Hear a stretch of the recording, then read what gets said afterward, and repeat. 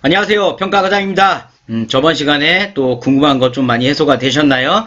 지금 아마 저희 카페에서 내가 바로 질문항 이벤트 중에 있습니다. 평가 준비함에 있어서 궁금하신 거 저희 카페에 오셔가지고 질문을 하시면 궁금한 것도 해소가 되시고 또한 우리 제가 사은품도 많이 걸어놨죠. 1등한테는 우리 화면에 보고 계시는 우리 그 교재 있죠. 이제 응용편이 시작되면 교재가 좀 필요하실 수 있는데요. 그 교재랑 1년치 작성 샘플들이 들어가 있는 1등에게 제가 걸어놨습니다. 따라서 많은 참여하셔가지고 못해도 질문 한 20개 정도만 하셔도 원하는 평가 서식을 받을 수 있으세요. 그러니까 평가 서식을 어떻게 내가 받아야 되나 고민하지 마시고요. 카페 이벤트에 참여하시면 되세요. 카페 오시는 방법은 저번 시간에도 말씀드렸죠. 네이버에 검색창에 평가과장 검색하시면 되세요. 아셨죠? 자, 그럼 오늘 또 시작해 보도록 하겠습니다. 자, 오늘 또 우리 제가급여 다빈더 Q&A 또 이제 시작을 하도록 하겠습니다. 자, 오늘 말씀드린 내용은 급여 적용 역량관리입니다. 우리 급여 적용 역량관리가 뭐였죠? 우리 급여 제공 교육, 그 다음에 신규 직원 교육, 이 교육을 지금 얘기를 하고 있는 거라고 봐주시면 되세요. 방문그룹, 방문유형 목욕 간호, 주간 단계 모두 포함된 항목이라고 봐주시면 됩니다. 자, 질문을 한번 볼까요? 운영규정과 급여적 지침의 교육을 코로나19 감염 위험성으로 인하여 화상회의 등으로 대체해도 가능한가요? 네, 가능합니다. 왜냐면 이 항목 자체가 현장평가 면담이에요. 왜냐면 사무평가에서는 이 평가 항목을 보질 않습니다. 보지 않기 때문에 단지 현장에 나와서 그 대신 집요하게 이제 집요하다라는 표현은 좀 그런데 우리 근로자 종사자들한테 질문을 하겠죠. 교육은 어떻게 진행하고 계시는지, 교육은 언제 받으시는지, 어떤 교육을 받았는지 그에 대한 답변을 해야 됩니다. 따라서 뭐 화상회의를 하시든 뭐든 상관없습니다. 그러나 집합교육이 좋겠죠? 근데 코로나니까 어쨌든 뭐 이 부분에 있어서는 뭐 화상회의를 하든 우리가 교육자료를 카톡으로 공유를 하든 다 좋습니다. 어차피 현장평가로 진행하는 거기 때문에 그런 부분들은 우리 현장 답변으로 진행을 완료해 주시면 되세요. 아셨죠? 그러나 저 같은 경우는 급여적 역량관리 같은 경우 서류도 준비를 시킵니다. 응용편에서 보여드릴게요. 응용편에서. 자, 다음 항목은 수급자 알 권리 보장입니다. 수급자 알 권리 보장은 누리 말씀드렸죠. 우리 평가에서 유일한 게시 항목, 평가 항목이라고 봐주시면 되세요. 게시하는 겁니다. 자, 수급자 알 권리 보장 평가 지표에 보면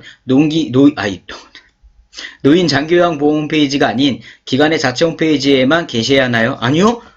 노인 장기 홈페이지가 맞는 거고요. 자체 홈페이지는 아닌 거예요. 그죠? 여기 답변에도 그래서 뭐라고 나와 있냐면 수급자의 기간 또는 급여 내용 선택에 도움이 되도록 노인장기요양보험 홈페이지에 기간의 인력 및 시설현황 등 필요한 정보를 제공하는지 평가하기 위함이므로 기간 잔표 홈페이지에 게시해도 무방하나 무방해도 그걸로 점수는 안 드려요. 시군구를 통한 게시항 외에는 노인장 홈페이지에도 게시해야 충족하는 소리. 무슨 얘기냐면 무조건 노인장기 홈페이지에는 기본으로 다 해놓으시고 나머지 자체 홈페이지는 알아서 하라는 겁니다. 알아서. 이해되셨죠? 뭐 이중으로 할 필요는 없잖아요. 일단은 우리는 뭐냐면 그래서 노인장기 홈페이지에 무조건 필수로 등록을 하셔야 된다라는 겁니다. 이해되셨죠? 자, 다음 질문 또 볼게요. 자, 계약 체결 및 통보입니다. 우리 계약이죠. 이 항목 같은 경우는 현장평가, 사무평가가 구분되어 있습니다. 질문을 좀 보겠습니다. 표준장기용 계획서 반영 여부는 급여 종류 및 급여 비용으로 확인하며 일치하지 않는 경우 충분한 사유관리 확인한다고 하는데 횟수 등은 그러하로 인하 수가 상향으로 금액이 초과되는 경우도 사유를 적어야 되네요. 당연히 적어야죠. 그래서 우리가 연말에 뭐 해야 되죠? 우리가 12월 달에 되면 그 다음에 수가가 변동됐다고 나오죠. 그러면 수가 변동에 의해서 원래는 수가가 바뀌면 계약서를 다시 써야 되는 겁니다. 계약 표준약관 자체를. 근데 표준약관 자체 쓰는 게 너무 힘들다 보니까 우리가 한 장짜리 우리 급여적용 변경 계획서 급여적용 변경 동의서 또는 변경 확인서 같은 거를 받으라 이겁니다. 2021년 수가 변동에 대해서 다음 아래표와 같이 내년도 재가기간 수가 급여가 이렇게 변동되었습니다. 이에 동의해야 합니다. 뭐 이런 식으로 받으셔야 된다라는 겁니다. 이런 서류도 응용편에서 보여드릴 거예요. 그죠? 당연히 확인될 수 있어야 된다라는 거. 자, 이제 우리 공포의 욕구사정 평가 항목이네요. 이거는 뭐 우리 재가기간에 다 포함되는 거 요양원에서도 가장 머리 아픈 극상의 항목이라고 봐주시면 됩니다. 자, 욕구평가를 체크리스트 형태로 작성하고 있습니다. 일단 감점이네요. 여기서부터. 항목마다 판단 근거 있어야 돼. 네, 당연히 있어야 되는 겁니다. 해당하는 내용이 없다면 공론에 비워두면 안 되네. 네, 무조건 감점이세요. 무슨 얘기냐면 일단 답변 보고 제 의견 얘기할게요. 기준 2번은 체크리스트를 작성한 경우 서술형의 판단그 각 항목이 있어야만 인정된다. 아니면 안 된다는 겁니다. 공란으로 남기면 항목을 누락한 것인지 해당 내용이 없는 것인지 알 수 없기 때문에 판단근거를 작성해. 없으면 없다라도 쓰라는 겁니다. 무슨 얘기냐면 예를 들어 어르신의 신체 근거에다가 우리가 뭐 세모 해놨습니다. 그럼 왜 세모인지는 이유를 써야 될 거 아닙니까? 어르신이 완전화상 또는 어르신은 편마비로 인해서 뭐 이동 불가 뭐 이런 거라도 적어 놓으셔야 이분이 왜 세모인지를 알잖아요. 근데 그런 이유 없이 체크만 해놓으면 이분이 왜 세모인지 동그라미인지 모르잖아요. 그죠?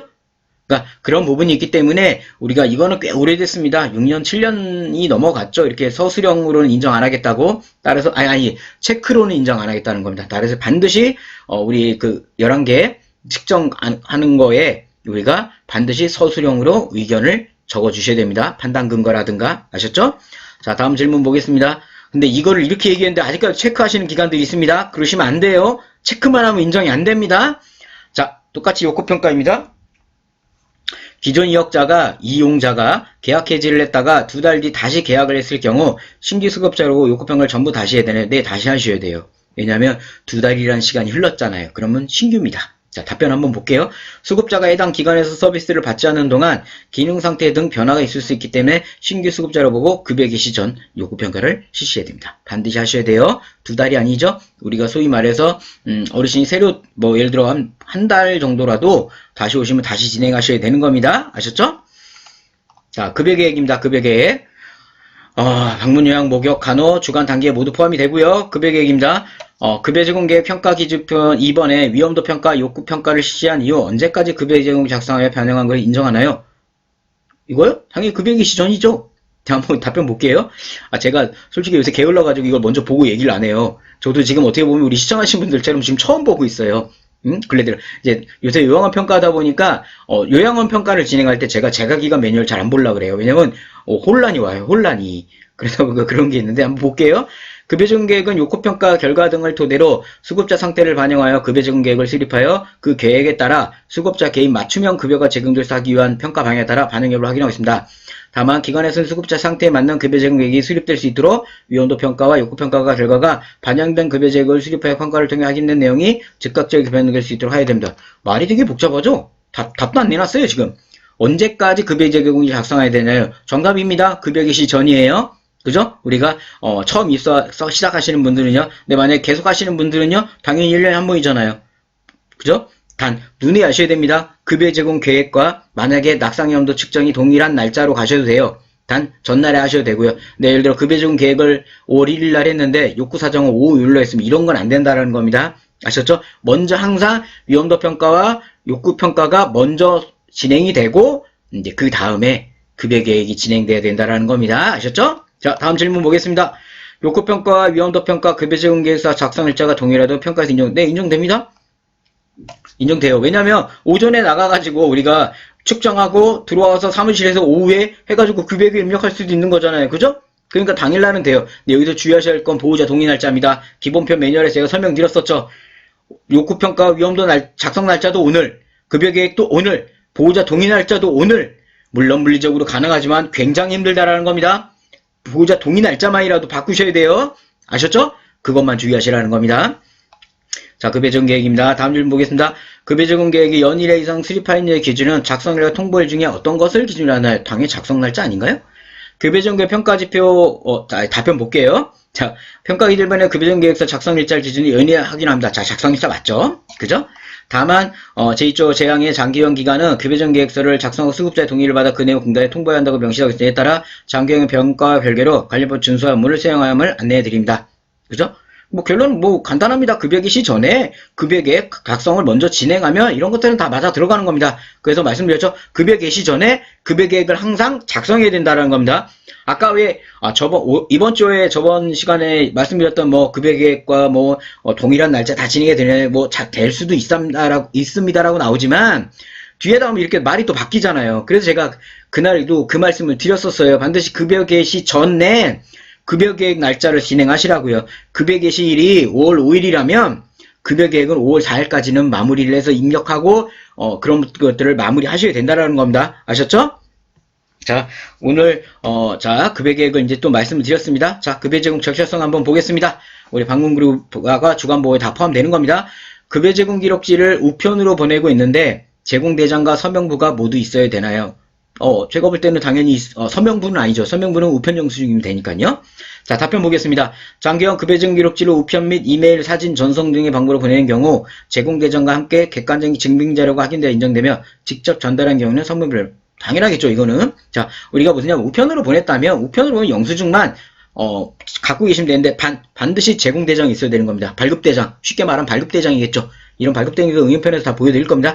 발급 대장에 뭐 예를 들어 2021년 4월 발급 대장이면 4월 달에 보냈다라는 영수증, 4월 거는 5월 초에 보내겠죠? 그죠? 그럼 5월 초에 보낸 우편 영수증이 붙여 있어야 되는 겁니다. 그러면 서명을 굳이 안 받아도 인정된다라는 겁니다. 근데 만약에 보냈는데 몇 분을 빼먹었어요. 3명을. 그럼 빨리 당장 발급 대장 들고 가가지고 드린 다음에 사인 받아야 된다는 겁니다. 그죠? 직접 전달은 서명이 있어야 된다는 겁니다. 자, 꼭 이거 준수해. 이게 평가 때 좀 되게 힘들어요. 평가 당일 때 돌아오게 되면요. 자, 급여 제공 절차성이 질문 항목이 또 자, 보겠습니다. 수급자 요청으로 단순 시간대가 변경된 경우나 병원 동행 시간 초과 등에서 일시적으로 하루만 급여 제공이 변경된 경우도 변경사를 작성해야 되느냐 이겁니다. 이건 아니에요. 이거 맨날 헷갈려서 저한테 질문을 하세요. 아니, 이렇게, 우리가 급여 제공 적절성이 있고, 우리 체계적, 우리가 아까 위에 뭐가 있었죠? 잠시만요. 갑자기 제목이, 급여 계약 체결 및 통보 항목이 있으세요. 계약 체결 통보 항목에 뭐가 있냐면, 우리가 매월 정해진 일자에, 급여 계획 부분을 제대로 전사 입력했는지를 봅니다. 지금 그 부분을 얘기하는 겁니다. 이거는. 그죠? 단순하게 뭐 하루에 한 번 바뀌었다던거나 일주일에 이런 걸로는 한 달에 한 번씩 전산 입력하는 걸로 대체가 되는 거예요. 그죠? 근데 여기 말하는 변경상의료서를 작성해야 되는 아예 통으로 크게 바뀌는 겁니다. 예를 들어 뭐냐면 어르신이 예를 들어 등급이 아예 바뀌었거나 수가가 아예 바뀌어 나갔거나 그죠? 인증서가 갱신됐거나 인증서가 종료될 때는 계약서를 다시 쓰는 거고요. 그죠? 그게 아니라면은 이런 변경사의서를 작성할 필요가 없다라는 겁니다. 이해되셨죠? 그래서 특정 일의 실시 후 계획이 변경된 경우 그 사이 별도 서식에 기록에 충실하는 경우 인정을 한다 이겁니다. 이게 무슨 얘기냐면 단순 시간대 변경으로 급여의 변경 정상이 없다면 그런 건 안 적어도 돼요. 근데 예를 들어 우리가 특정 일에 일시적으로 계획이 이제 변경이 됐잖아요. 그 사이를 별도 서식 있게 하라는 건 뭐냐? 우리가 그래서 공단에 아까도 말씀드렸잖아요. 그 전산에다가 입력하시는 거 있잖아요. 거기다가 우리가 정해진 날짜에 입력하실 때 우리가 수가 청구하는 것처럼 날짜 이제 어떻게 어르신이 변경됐다는 거 거기다 적으시는 거잖아요. 그죠? 그렇게 그거를 꼭 잘해주시라는 겁니다. 그러시면 같이 맞물려서 인정이 되시는 거니까요. 그런 부분들 잘 좀 해주셨으면 합니다. 자, 급여 제공 적절성 또 질문입니다. 급여 제공 지원이 주 1회 이상 작성하는 수급자 상태별 RFID죠? 특이사항을 작성해도 인정되나요? 그죠? 당연히 인정됩니다. 우리가 중간상태 기록지를 별도 서식으로 써도 인정이 되고요. RFID 태그를 안에 적으셔도 되고, 아니면 급여 제공 기록지 있죠. 별도 출력하는 급여 제공 기록지에 적으셔도 다 인정이 되는 겁니다. 답변에 다 그렇게 나와 있으니까요. 이 부분에 또 넘어가도록 하겠습니다. 자, RFID를 사용하다가 실수로 태그 전송을 못하여 수기 작성한 날이 하루 있는데, 이 경우도 주 1회 이상 급여 제공 기록지 제공해야 하나요?